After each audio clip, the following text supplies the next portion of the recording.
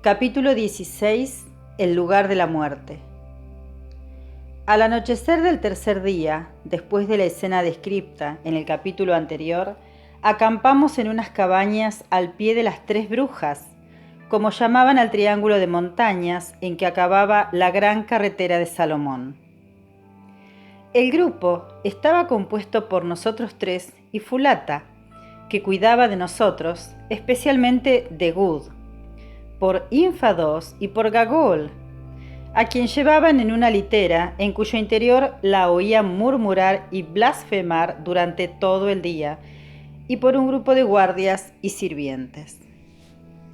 Las montañas, o más bien los tres picos de las montañas, porque la mole era a todas luces producto de un solo movimiento de tierras, tenían, como ya he dicho, forma de triángulo. La base miraba hacia nosotros. Había un pico a nuestra derecha, otro a la izquierda y el tercero frente a nosotros. Nunca olvidaré el espectáculo que ofrecían aquellos tres picos imponentes a la luz del sol naciente del siguiente día. En lo alto, muy por encima de nuestras cabezas, recortados contra el azul del cielo, se elevaban sus sinuosas guirnaldas de nieve. Por debajo de la nieve, los picos adquirían un color púrpura debido a los matorrales, al igual que los páramos que ascendían en pendiente hacia las laderas. Justo delante de nosotros se extendía la cinta blanca de la gran carretera de Salomón, que llegaba hasta el pie del pico central, a unas 5 millas, y allí se detenía. Aquel era su punto final. Será mejor que deje que el propio lector imagine los sentimientos de intensa excitación que nos embargaban mientras caminábamos aquella mañana. Por fin nos acercábamos a las prodigiosas minas que habían sido la causa de la miserable muerte del viejo portugués 3 siglos atrás, de mi pobre amigo, su desgraciado descendiente y también, según temíamos, de George Curtis, hermano de Sir Henry. ¿Estaríamos destinados nosotros, después de todo lo que habíamos pasado, a correr la misma suerte? La maldición había caído sobre ellos. ¿Caería también sobre nosotros? Por alguna razón, mientras subíamos el último tramo de la hermosa carretera, no pude evitar un cierto sentimiento de superstición sobre el asunto, y creo que lo mismo les ocurrió a Good y a Sir Henry. Ascendimos penosamente la carretera bordeada de matorrales durante 1 hora y media o más. Caminábamos tan deprisa a causa de la excitación que los portadores de la litera de Gagul apenas podían seguir nuestro paso, y su ocupante gritaba continuamente para que nos detuviésemos. «Id más despacio, hombres blancos», dijo, asomando su horrible rostro por entre las cortinas y clavando sus ojos centelleantes en nosotros.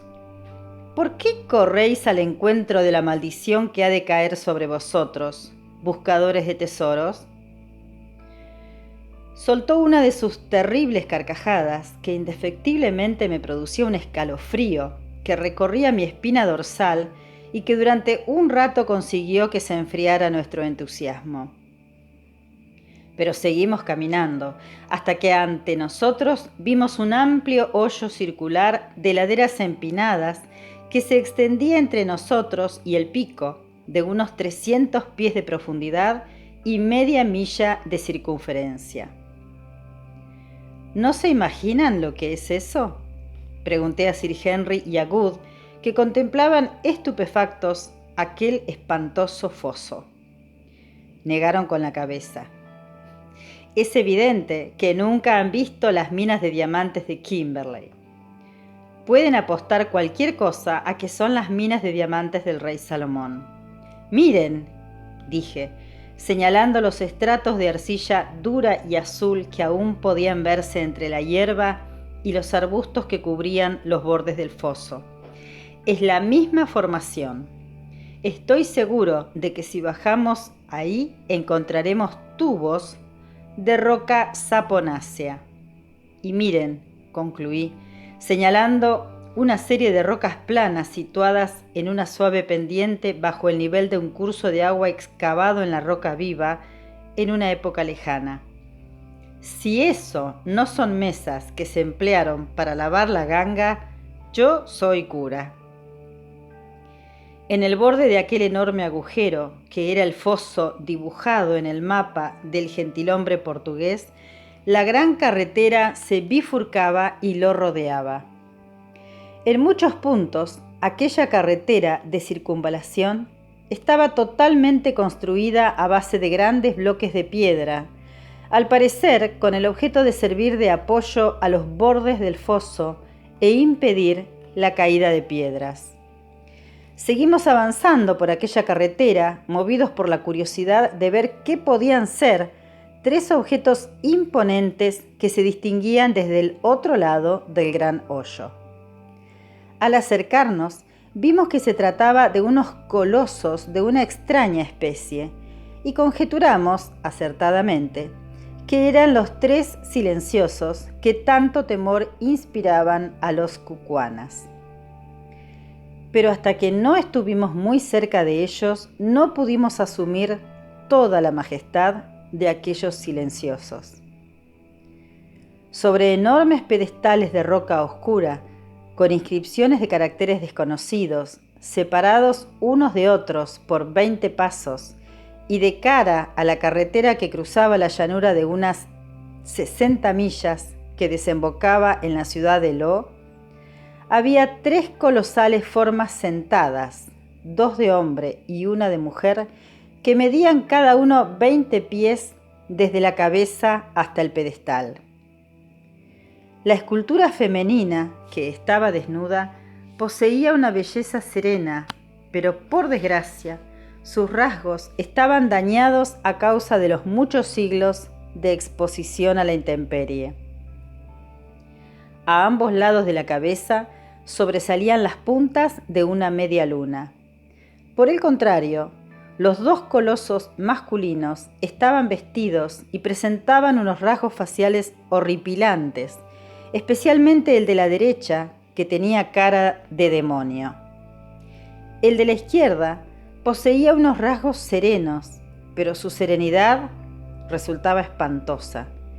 Era la calma propia de la crueldad inhumana, la crueldad que, según apuntó Sir Henry, atribuían los antiguos a los seres que podían imponerse al bien, que podían contemplar los sufrimientos de la humanidad, si no con regocijo, si al menos sin sufrir ellos mismos. Formaban una trinidad que inspiraba profundo temor, allí sentados en soledad, mirando eternamente la llanura. Al contemplar a aquellos silenciosos, como lo llamaban los cucuanas, volvió a apoderarse de nosotros una intensa curiosidad por saber qué manos los habían esculpido, quién había excavado el foso y construido la carretera. Mientras miraba asombrado, recordé de repente, ya que estoy familiarizado con el Antiguo Testamento, que Salomón vagabundeó durante algún tiempo en busca de extraños dioses. Conocí el nombre de 3 de ellos: Astoreth, diosa de los sidonios; Chemosh, dios de los moabitas; y Milcom, dios de los hijos de Amón. Y sugerí a mis compañeros que las 3 estatuas que teníamos ante nosotros podían representar a aquellas falsas divinidades. Dijo Sir Henry, que era un erudito, pues se había graduado brillantemente en lenguas clásicas en la universidad. Puede que haya algo de eso. La Astoreth de los hebreos era la Astarté de los fenicios, que eran los grandes mercaderes de la época de Salomón. Astarté, que después se convirtió en la Afrodita de los griegos, estaba representada con cuernos, como una media luna, y en la frente de la figura femenina que tenemos ante nosotros se aprecian claramente esos cuernos. Quizá estos colosos fueron concebidos por el funcionario fenicio que dirigía estas explotaciones. ¿Quién sabe? Antes de que hubiéramos acabado de examinar aquellas extraordinarias reliquias de la remota antigüedad, Infados llegó al lugar en que nos encontrábamos y tras saludar a los silenciosos, levantó su lanza y nos preguntó si teníamos intención de entrar en el lugar de la muerte inmediatamente o si queríamos esperar hasta después de la comida del mediodía. Si estábamos listos para entrar de inmediato, Gagol había dicho que deseaba guiarnos. Como no eran más que las 11 de la mañana, quemados por la curiosidad, anunciamos que queríamos penetrar en el recinto al instante y sugerimos llevar algo de comida para el caso de que nos retrasáramos en la cueva. Así pues, trajeron la litera de Gagol y la buena señora bajó de ella por su propio pie. Entretanto, Fulata, a petición mía, colocó unos trozos de biltong o carne seca junto a 2 calabazas de agua en una cesta de juncos.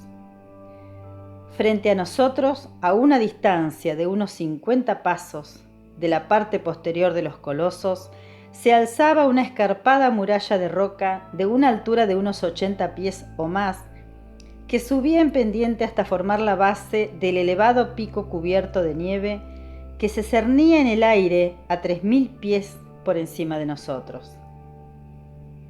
En cuanto bajó de la litera, Gagol nos dirigió una malvada sonrisa y a continuación, apoyándose en un bastón, se dirigió rengueante hacia la escarpada pared de roca.